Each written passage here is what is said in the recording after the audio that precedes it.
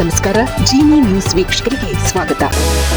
ನಮ್ಮ ಮೆಟ್ರೋ ಪ್ರಯಾಣಿಕರ ಅನುಕೂಲಕ್ಕಾಗಿ ಊಬರ್ ಕಂಪನಿಯು ತನ್ನ ಆಪ್ ಮೂಲಕ ಮೆಟ್ರೋ ಟಿಕೆಟ್ ಖರೀದಿಸುವ ಸೌಲಭ್ಯ ಆರಂಭಿಸಿದೆ. ಪ್ರಯಾಣಿಕರು ಊಬರ್ ಆಪ್ ಮೂಲಕ ಯುಪಿಐ ಬಳಸಿ ಮೆಟ್ರೋ ಟಿಕೆಟ್ ಪಡೆಯಬಹುದಾಗಿದೆ. ಈ ಸೇವೆ ಕಲ್ಪಿಸಲು ಒಎನ್ಡಿಸಿ ಮತ್ತು ಬೆಂಗಳೂರು ಮೆಟ್ರೋ ರೈಲು ನಿಗಮ ನಿಯಮಿತ ಒಪ್ಪಂದ ಮಾಡಿಕೊಂಡಿದೆ.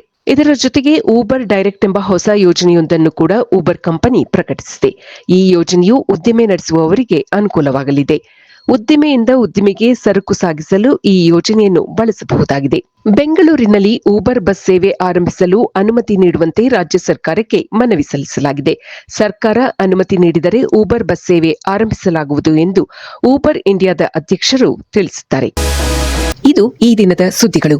ನಿರಂತರ ಸುದ್ದಿಗಳಿಗಾಗಿ ವೀಕ್ಷಿಸುತ್ತಿರಿ ಜೀನಿ ನ್ಯೂಸ್. ನಮಸ್ಕಾರ.